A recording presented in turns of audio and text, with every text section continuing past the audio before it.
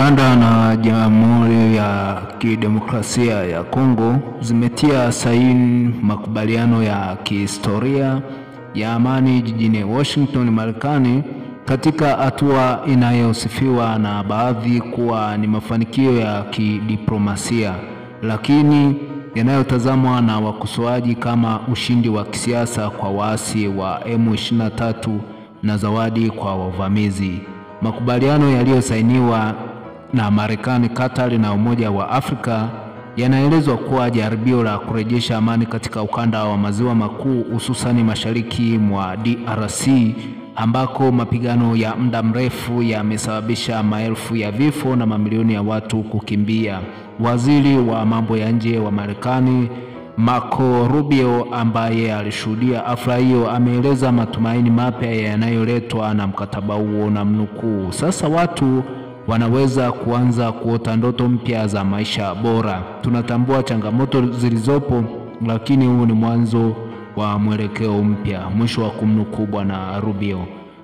Mkataba huo unasitiza kusitishwa kwa vile kilichoelezwa kuwa hatua za kujihami za Rwanda bila kuhitaji moja kwa moja M23, kundi la waasi wa Kitusi linalohusishwa na Kigali, ambalo limeteka maeneo muhimu ya mashariki mwa Kongo likiwemo jiji la Goma. Rwanda kupitia waziri wake wa mambo ya nje Olivier Nduhungirehe alielezea kuwa hatua ya kwanza itakuwa ya kushughulikia kundi la waasi la FDLR lililoundwa na baadhi ya Wahutu waliotuhumiwa kushiriki mauaji ya kimbari ya mwaka 1994, na mnukuu, "Tunataka FDLR waondolewe kabisa. Tukifanya hivyo hakutakuwa na sababu yoyote ya hatua za kujihami tena," alisema Nduhungirehe. Kwa upande wa DRC, waziri wa mambo ya nje Therese Kaikwamba Wagner alisitiza kuwa makubaliano ni udhibitisho wa dhahiri ya kulinda mamlaka ya kitaifa, na mnukuu, "Amani ni chaguo, lakini pia ni wajibu wa kulinda uhuru wa mataifa. Tunataka suluhisho la haki, si tu la kisiasa," mwisho wa kumnukuu.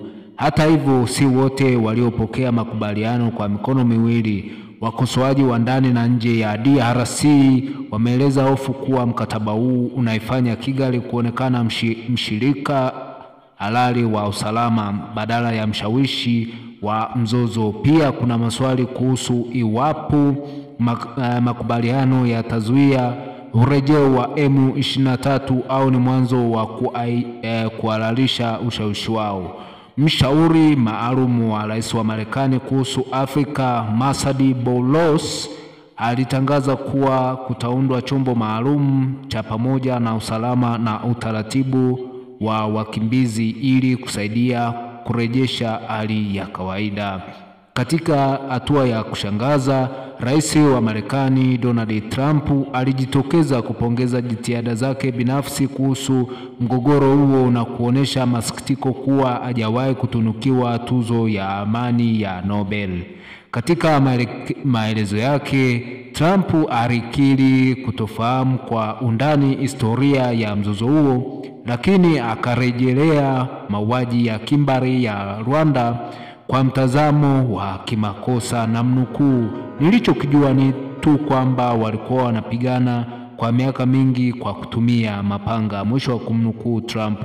Makubaliano yanafungua ukurasa mpya, lakini pia yanaacha maswali magumu kuhusu uwajibikaji, historia na mustakabali wa haki ya kweli kwa waathirika wa vita vya DRC.